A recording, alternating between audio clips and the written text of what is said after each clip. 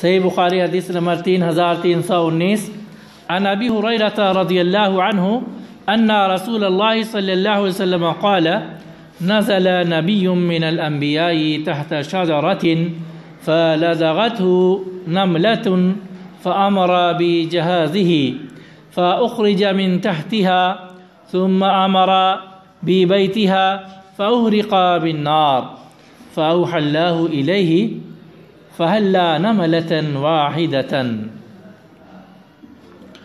ابو ہریرہ رضی اللہ تعالیٰ عنہ سے روایت ہے کہ بے شک رسول اللہ صلی اللہ علیہ وسلم نے فرمایا، نبیوں میں سے ایک نبی سفر کے دوران ایک درخت کے نیچے اترے، آرام کر رہے تھے کہ ایک چونٹی آ کر ان کو کاٹ لی۔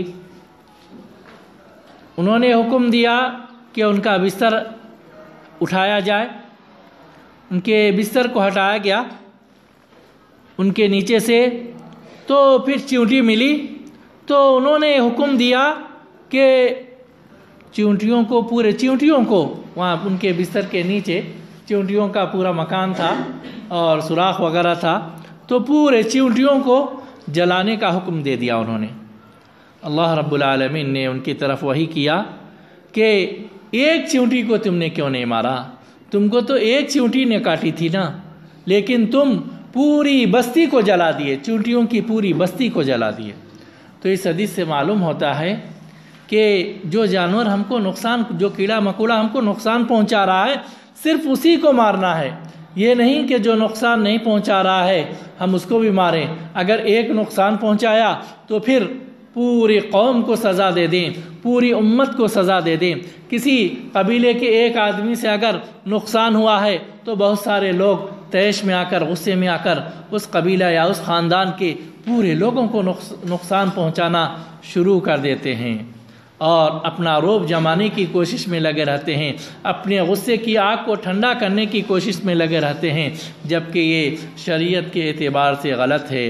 جس نے ہم کو تکلیف پہنچائی ہے ہم اسی سے صرف بدلہ لے سکتے ہیں، اس کے خاندان والوں کو، بے قصوروں کو سزا نہیں دے سکتے، اس کے بیوی بچوں کو مار نہیں سکتے، اس کے خاندان کے دیگر لوگوں کو مار نہیں سکتے۔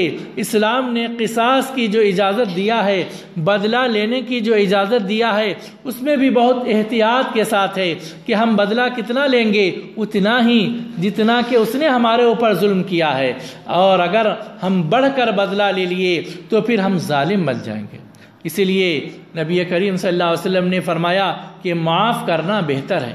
اگر ہم کو کوئی تکلیف پہنچا رہا ہے تو ہم اس کو معاف کر دیں تو یہ بہتر ہے، لیکن اگر ہم بدلہ لینا چاہیں تو لے سکتے ہیں۔ کتنا بدلہ لیں گے؟ اتنا ہی جتنا کہ اس نے ہم کو تکلیف پہنچایا ہے۔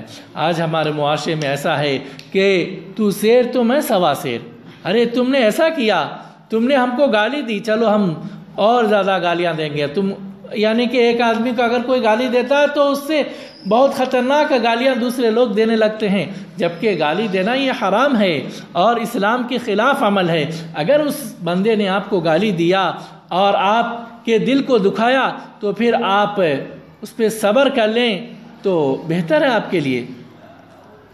اگر اس نے کچھ برا کہا تو اتنا ہی آپ برا کہہ سکتے ہیں، اگر اس نے آپ کو مارا ہے تو آپ ٹھیک اتنا ہی مار سکتے ہیں، اس سے زیادہ نہیں کر سکتے۔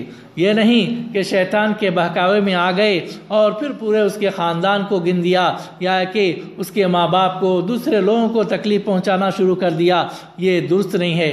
یہاں تک کہ جانوروں کے بارے میں بھی، پرندے اور کیڑے مکوڑوں کے بارے میں بھی نبی کریم صلی اللہ علیہ وسلم کا یہ حکم ہے، اللہ تعالیٰ کا یہ حکم ہے کہ اگر ایک چیونٹی تم کو تکلیف پہنچا رہی ہے تو صرف تم اسی کو مار سکتے ہیں۔ ایک مچھر تم کو تکلیف پہنچا رہا ہے تو اسی کو مار سکتے ہیں، ایسا نہیں کہ پورے مچھروں کو مار دیں گے۔ ایک ٹڈا یا کہ اور کسی ایک کیڑے مکوڑے سے تم کو تکلیف ہو رہی ہے تو صرف اسی کو مارنا ہے، ایسا نہیں کہ پوری قوم کو مار دیں گے۔ ایک مکھی آپ کو تکلیف پہنچا رہی ہے، کاٹ رہی ہے تو اس ایک مکھی کو ماریں گے، ایسا نہیں کہ پوری مکھیوں کی قوم کو آپ مار دیں۔ تو یہ شریعت کے اعتبار سے بنا ہے۔ دیکھیے اسلام صرف لوگوں کے لیے رحمت نہیں ہے بلکہ جانوروں کے ساتھ بھی رحمت کا سلوک کرنے کا، احسان کا سلوک کرنے کا حکم دے رہا ہے، ان کے اوپر بھی مہربان ہے۔ لہذا ہمیں اس ایسے موقعوں سے وہ آپے سے باہر نہیں ہونا چاہیے اور انصاف کا پہلو اپنے پاس رکھنا چاہیے، ناانصافی نہیں کرنی چاہیے اور ظلم نہیں کرنا چاہیے۔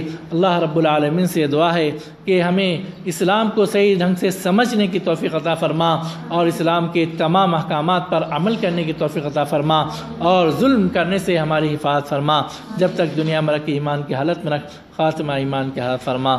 آمین۔ وآخر دعوانا الحمدللہ رب العالمین۔